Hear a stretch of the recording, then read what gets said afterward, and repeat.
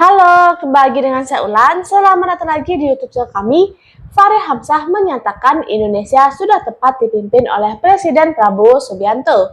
Latar belakang Pak Prabowo sebagai ekonom adalah modal yang pas untuk membawa Indonesia untuk memperbaiki kekuatan ekonomi. Nah, lebih lengkapnya langsung saja kita dengarkan pernyataan disampaikan oleh Fahri Hamzah berikut ini. Pak Prabowo adalah cucu dari Pak Margono, kemudian anak dari Pak Mitro. Tahun 51 beliau menjadi dekan Fakultas Ekonomi UI, sekaligus sebagai pendiri. Dan kira-kira 20 tahun atau 40 tahun kemudian saya menjadi mahasiswa di Fakultas Ekonomi UI juga. Dan tentu ada kebanggaan tersendiri bahwa saya bisa tersambung dengan pendiri dari tempat saya kuliah, yaitu Pak Prabowo. Makanya sejak tahun 94 saya ingat saya ketemu dengan Pak Prabowo dalam beberapa pidato beliau. Saya kira kalau kita berbicara ekonomi, mungkin di antara para politisi sekarang ini yang meskipun Pak Prabowo backgroundnya itu adalah seorang militer, Pak Prabowo termasuk yang sangat literate terhadap masalah ekonomi ini. Sangat mengerti dunia ekonomi ini. Karena beliau lahir dari garis keturunan dari orang-orang yang memang berpikir dan belajar tentang ekonomi. Waktu pembukaan Universitas Terbuka tahun 84 saya ingat, pemerintah pada waktu itu mengundang Profesor Sumitro untuk memberikan kuliah tentang pembangunan ekonomi dan itu ada bukunya. Saya kira juga di YouTube kita bisa nonton itu, masih banyak. Jadi saya kira tadi pidato Pak Prabowo yang memang transformasinya lebih banyak berbicara transformasi ekonomi, itu seperti pidato karena ini di forum akademik, seperti kuliah perdana Profesor Sumitro bulan September tahun 84 di depan mahasiswa Universitas Terbuka dan dihadiri oleh Presiden Soeharto pada saat pidato atau kuliah perdananya itu. Jadi Pak Prabowo saya kira sangat tersambung dengan isu ekonomi, karena itulah beliau berani mengajukan komitmen kita secara nasional untuk kembali ke jalan tengah. Karena Pancasila adalah ideologi pertengahan. Bung Hatta pendiri bangsa dalam bukunya tentang dinamika ekonomi Indonesia ke depan, beliau memakai istilah mendayung di antara dua karang. Melihat pertarungan antara dunia liberalisme dengan dunia sosialisme yang begitu hebat, beliau mengatakan kita mendayung di antara dua karang. Bahkan untuk ekonomi Pancasila di UGM di tempatnya Pak Jokowi, Pak Mubiarto menulis buku tentang ekonomi Pancasila. Belakangan saya baca bukunya Pak Jimli juga, itu tentang ekonomi konstitusi. Jadi memang ada banyak yang kita perlukan untuk mengembalikan jiwa dari perekonomian nasional kita. Peran koperasi misalnya di antara yang paling penting yang belakangan kita tidak dengar dan tidak signifikan. Dan saya kira tadi dengan platform yang disampaikan oleh Pak Prabowo kita akan kembali ke sana. Itu yang pertama yang saya ingin katakan, bahwa insya Allah jalan menuju ekonomi Pancasila mendayung di antara dua karang, ekonomi baru yang kita akan gunakan untuk memperbaiki keadaan kita, terutama ketimpangan, akan menemukan jalannya kalau Pak Prabowo memimpin kita semua. Saya hanya mengusulkan dua hal di bidang ini Pak Prabowo. Yang pertama adalah memang perlu ada penerjemahan teoritis yang lebih kuat. Dan saya kira kita banyak ekonom yang bisa melakukan itu. Karena ini bukan pikiran baru. Tadi saya katakan Bung Hatta menyatakan itu. Beberapa guru besar menulis tentang itu, ya. Tadi saya katakan Pak Jimli juga menulis tentang itu. Bagaimana mengkonstruksi ekonomi Pancasila dalam kebijakan moneter dan fiskal yang lebih real, saya kira itu tantangan teoritis yang harus kita kerjakan, dan tadi tim yang disebut oleh Pak Prabowo tentu akan berbicara menuntaskan ini sebelum masa 2024 nanti.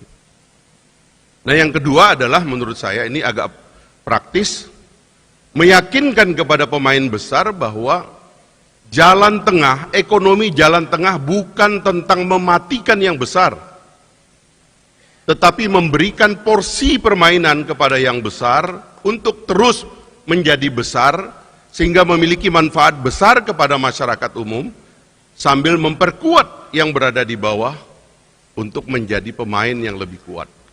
Saya mengatakan ini karena dari forum ini, saya tidak melihat ada wakil dari pemain-pemain besar ini, Pak Prabowo.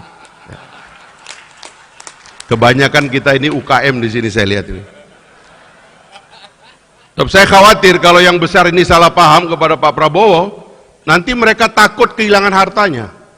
Katakan kepada mereka, ekonomi Pancasila jalan tengah bukan tentang mengerdilkan yang besar, tetapi dengan menguatkan tulang punggung masyarakat banyak kita. Karena itu adalah basis bagi pertumbuhan dan kekuatan nasional kita ke depan.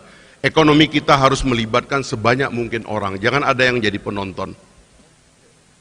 Karena itu saya mengapresiasi terminologi yang dilahirkan oleh Pak Prabowo tadi. Mungkin ini terminologi yang secara keras dinyaringkan malam ini dan akan menjadi terminologi politik dan juga mungkin terminologi akademik, yaitu Jokowinomics.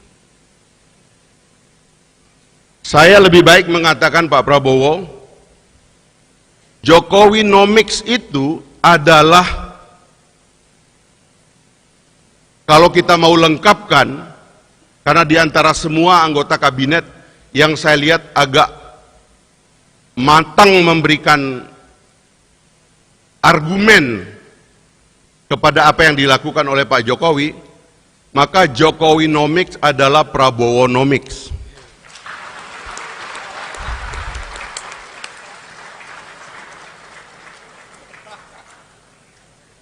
Saya ingin mengambil perhatian kita semua bahwa saya tidak main-main dengan istilah Prabowonomics adalah Jokowinomics dan sebaliknya Jokowinomics adalah Prabowonomics. Karena tahun 2019, ketika Pak Prabowo memutuskan dan Pak Jokowi memutuskan adanya rekonsiliasi nasional, bersatunya dua kekuatan yang berseteru berkali-kali, ternyata pada waktu itu belum ada COVID, pada waktu itu kita belum tahu akan ada perang Rusia-Ukraina, pada waktu itu ketegangan Laut Cina Selatan atau krisis ekonomi belum seperti sekarang melanda beberapa dunia. Tetapi kemudian alhamdulillah dua tokoh terpanggil jiwanya untuk mau duduk bersama dan melakukan rekonsiliasi besar sehingga terjadi kekompakan yang luar biasa yang menyebabkan kita lolos dari krisis, menghadapi COVID, bahkan sekarang ini kita menghadapi ancaman dari adanya instabilitas global karena perang, adalah karena dua orang ini menurut saya mendapat hidayah dari Allah untuk menyatu. Itu tidak gampang, Pak, dan jangan dianggap main-main.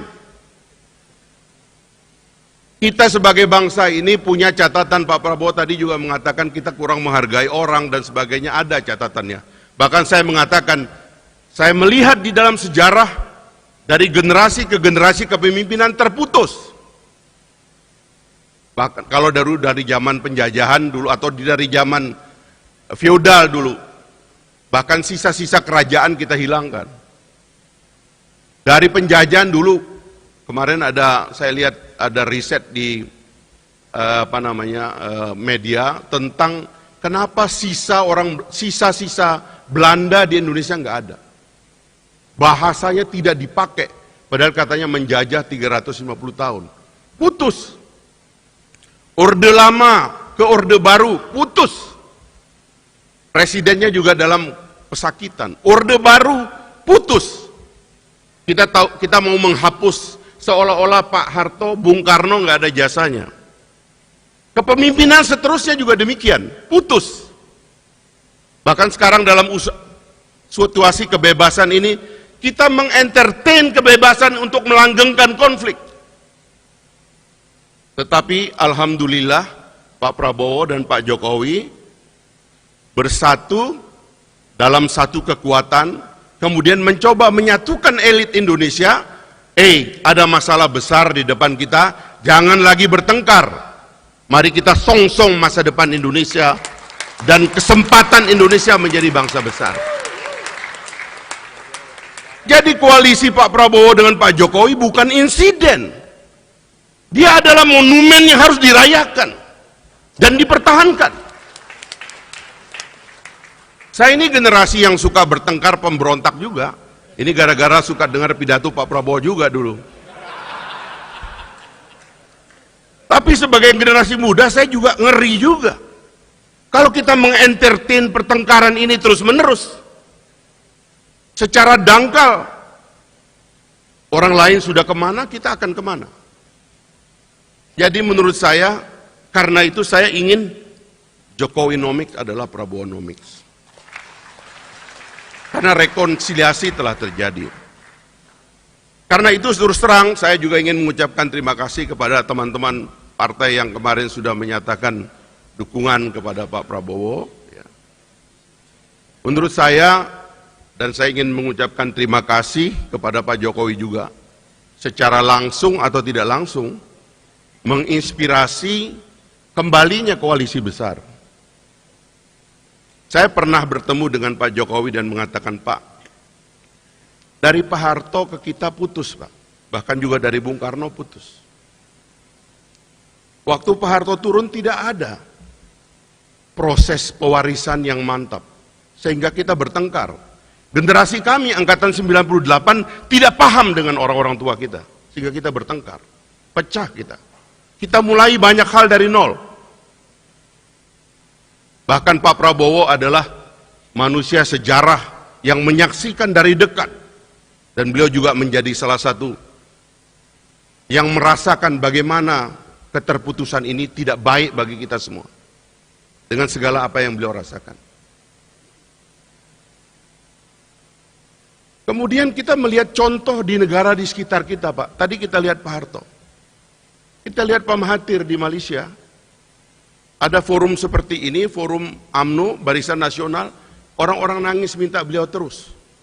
Tapi beliau tanpa mempersiapkan satu kaderisasi dan regenerasi, beliau mundur.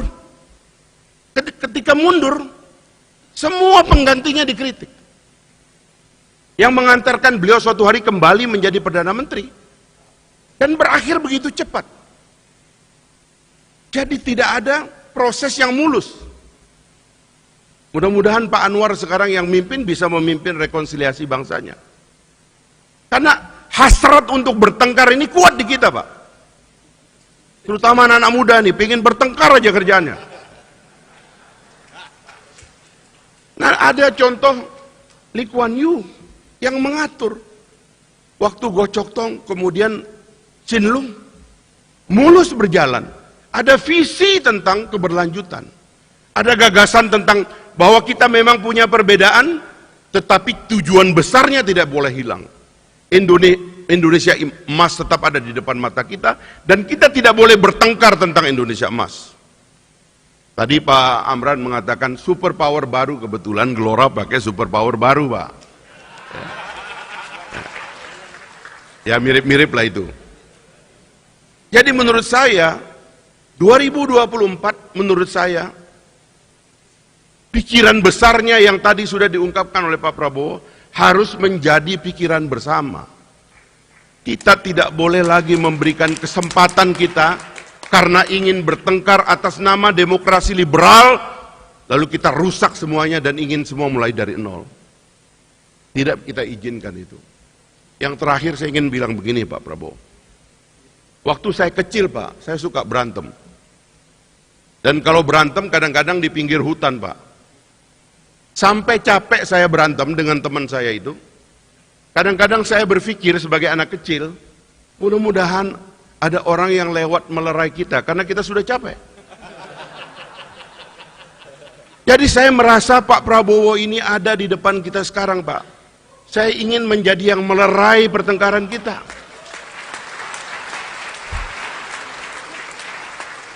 Sehingga seperti Bapak katakan tadi, kita ajak semua orang. Tapi jangan juga terlalu semua, nanti nggak ada lawannya, Pak. Ya. Nanti, ya kan? Ini lawan kotak kosong nanti nih Pak Yusril. Gimana nyari konstitusinya jadi Pak Yusril, Pak Jimli susah nanti. Ya maksudnya, ini waktu untuk membesarkan hati. Dan saya mohon di kesempatan ini, Pak Prabowo dan Pak Jokowi tidak boleh melepas transisi ini secara tidak melihat bagaimana kelanjutannya. Kita bukan tidak paham demokrasi, kita bukan tidak paham check and balances, kita tidak paham makna oposisi, tapi yang sedang kita pikirkan adalah di luar sana ada ancaman, dunia tidak sedang baik-baik saja, ada ancaman geopolitik yang besar yang bisa turun ke kita. Satu bangsa harus punya hasrat yang kuat untuk bersatu, sebab tidak ada yang kuat dan menjadi besar kalau dia tidak bersatu. Maka Pak Prabowo, kami yang muda-muda ini alhamdulillah melihat apa yang terjadi sekarang ini, besarkanlah hati Bapak, lapangkanlah dada Bapak, luaskanlah penerimaan Bapak kepada siapapun. Karena kemarin-kemarin itu banyak yang salah paham, sekarang sudah mulai kembali ke jalan yang benar, Pak. Ya. Mudah-mudahan lancar jalan Bapak insya Allah menuju kepemimpinan untuk Indonesia yang kuat, karena insya Allah kita akan menjadi superpower baru di dunia ini. Semoga saja Presiden Prabowo bisa membawa Indonesia semakin maju, adil, dan makmur. Tentu banyak tantangan yang akan dihadapi oleh Pak Prabowo, seperti masih banyaknya korupsi, mafia, dan lain-lain. Semoga saja Pak Presiden Prabowo bisa memperbaikinya. Baiklah teman-teman, demikian dapat saya sampaikan. Semoga bisa bermanfaat untuk kita semua. Buat teman-teman yang suka dengan channel ini, jangan lupa like, comment, subscribe, dan share ke teman-teman lainnya ya. Terima kasih, sampai jumpa lagi.